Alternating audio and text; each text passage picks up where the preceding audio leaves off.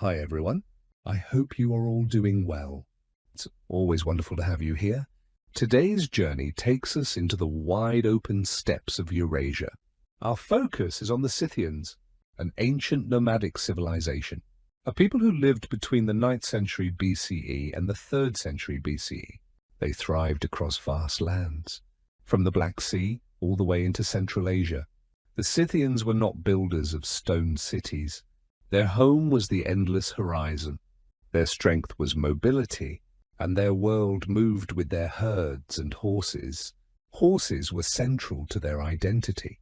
The Scythians became masters of mounted archery. Imagine warriors riding at full speed, twisting in the saddle, releasing arrows with deadly precision. This skill made them almost impossible to defeat in open battle. Greek historians like Herodotus wrote about them. He described their bravery, their unpredictability, and their nomadic way of life. But they were more than warriors. They were herders of sheep and cattle. They lived in felt tents carried on wagons. They valued family ties, and their wealth was measured in livestock and mobility. Archaeology brings their world back to us, across Ukraine, southern Russia, and Kazakhstan. Burial mounds known as kurgans have been unearthed. Inside these tombs lie weapons, golden ornaments, fine textiles, and sometimes even preserved human remains. The art they left is striking.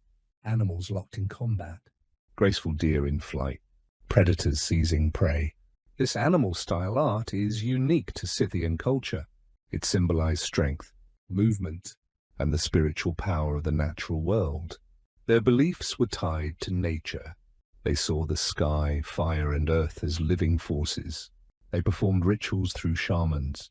They honored ancestors through rich burials. And they carried strong ideas about the journey after death. Trade was also part of their story. They linked distant cultures together. Greek colonies on the Black Sea coast relied on Scythian routes. Through them flowed furs, grains, and horses. In return came pottery, wine, and crafted goods. They became the bridge between East and West. Before we move to our today, I want to say this. This channel is user-friendly. No offensive content. No misinformation. We explain things with respect, with curiosity, and with authenticity. The Scythians are often remembered for their warfare, and indeed their military style was unlike any other. They did not rely on heavy infantry or massive fortresses. Instead, their power came from speed, from mounted archery, and from the ability to strike and vanish before enemies could react. Historians sometimes called them the bowmen of the steppes. Their bows were small and powerful, crafted from wood horn and sinew.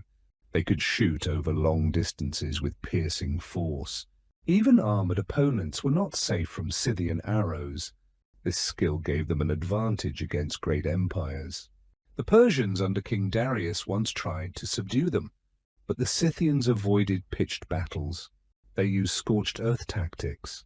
They moved quickly, and they forced the Persians into frustration and retreat.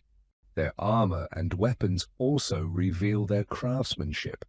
Bronze and iron swords, decorated quivers, scale armor made from metal plates sewn onto leather.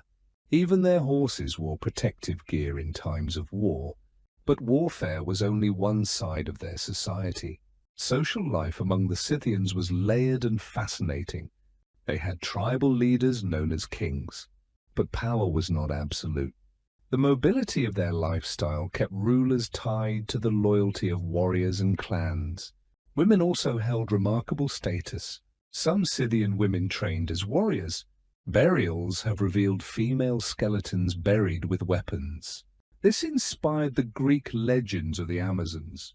Daily life for ordinary Scythians was built around herding. They moved with the seasons, winter camps in sheltered valleys, summer camps on open pastures. Their wagons were like moving homes, covered in felt, pulled by oxen, carrying children, goods, and elders. Food was simple but nourishing. Meat, dairy, and grains when available. They brewed fermented drinks. They cooked in bronze cauldrons placed over open fires. Clothing was practical yet elegant. Long tunics, trousers, and boots of leather, made for riding, made for harsh winters, and often decorated with embroidery and bright patterns.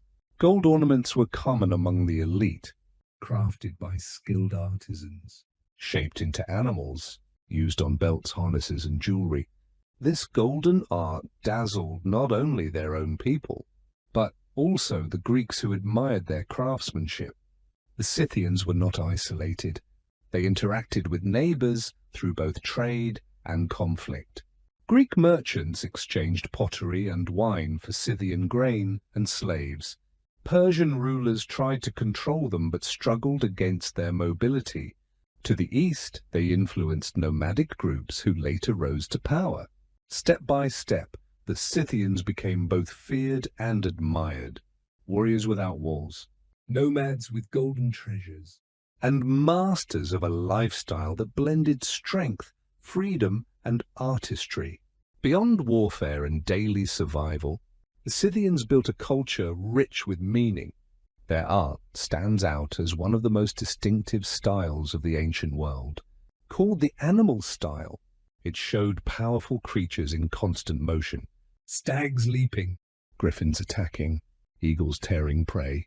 Every curve and detail captured energy and spirit. These designs were not only decoration, they were symbols of belief. Animals represented forces of nature, strength, protection, and transformation. Gold plaques with these images adorned clothing, weapons, and horse gear. The art carried both beauty and power. Burial customs reveal even more. Kurgans, large earth mounds, were built for Scythian nobles. Inside, archaeologists found chambers with treasures, weapons, jewelry, horse harnesses, and often sacrificed animals. In some cases, servants or companions were buried alongside leaders. This reflected deep beliefs in the afterlife, a vision that life continued beyond death, and that the dead needed supplies for their journey. Remarkably, some Scythian remains have been preserved in frozen tombs of Siberia. There, bodies still had tattoos on their skin, complex designs of animals inked across shoulders and arms. These tattoos show the same style as their golden art, a blending of body belief and identity. Spiritual life among the Scythians was guided by shamans, men or women who entered trances. They used fire, music, and ritual objects to reach the spirit world. The Scythians believed that the sky, earth, and fire held sacred power. They offered sacrifices to honor these forces, and they sought visions to guide their decisions. Music also played a role in their world. Instruments such as harps, flutes, and drums were used in rituals. Songs carried memory, and rhythm connected the living with ancestors. Contact with neighboring cultures influenced them too. Greek colonies along the Black Sea traded not only goods, but also ideas and art styles. Greek pottery has been found in Scythian tombs, and Greek authors admired their skill and toughness. The Scythians also influenced myths. Greek stories of the Amazons were likely inspired by Scythian warrior women. Legends of fierce riders living beyond the known world echoed their reputation. Yet despite their strength, the Scythians did not form a single unified empire. They were a network of tribes, linked by language, traditions, and shared ways of life.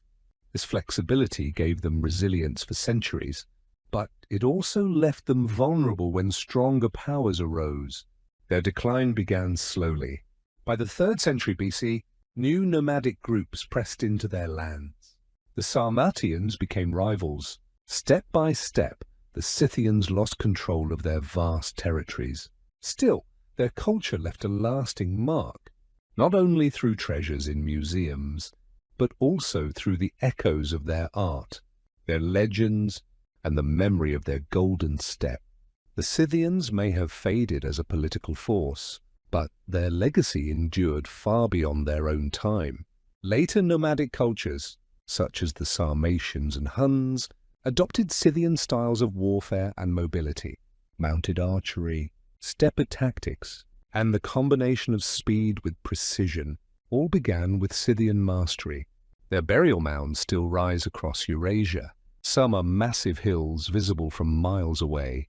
Inside, archaeologists uncover astonishing finds: golden jewelry shaped into animals, intricate weapons, textiles preserved in frozen soil, and even entire chariots buried alongside warriors. One of the most remarkable discoveries came from Siberia. Frozen tombs preserved tattoos on the skin of Scythian nobles. These designs, swirling with animals and symbols, connect us directly with their spiritual imagination. Few ancient cultures left behind such vivid human traces. The Scythians also shaped how outsiders imagined the steppe. To the Greeks, they were both admired and feared. To the Persians, they were a problem that could never be solved. And to later empires, they stood as proof that nomads could match the strength of kings. Even today, their influence appears in unexpected places. Modern researchers see them as early connectors of East and West, a culture that carried goods, ideas, and traditions across vast spaces. From Greek wine amphorae to Chinese silk, the Scythians were a moving thread through ancient history. But perhaps their greatest gift is their story itself. A reminder that civilization is not only about stone cities and palaces. It can also be about open skies, rolling pastures, and the freedom of life on horseback. Their art, their courage, and their traditions remain treasures of world history. The golden deer of the Scythians, found in tombs, still leaps with beauty in museums today. All the information we provide comes from verified historical sources, including books, records, and archaeology. Some of the main sources include Herodotus' Histories, 5th century BCE, Barry Cunliffe, The Scythians, Nomad Warriors of the Steppe, Oxford University Press, 2019, Natalia Polosmak's excavations in the Altai region, and research published by the Hermitage Museum in St. Petersburg. Like, share, and subscribe to our YouTube channel, Thrones of Knowledge. And don't forget to press the bell icon to get notified on time. Suggest our next topic in the comment section to make our journey even better.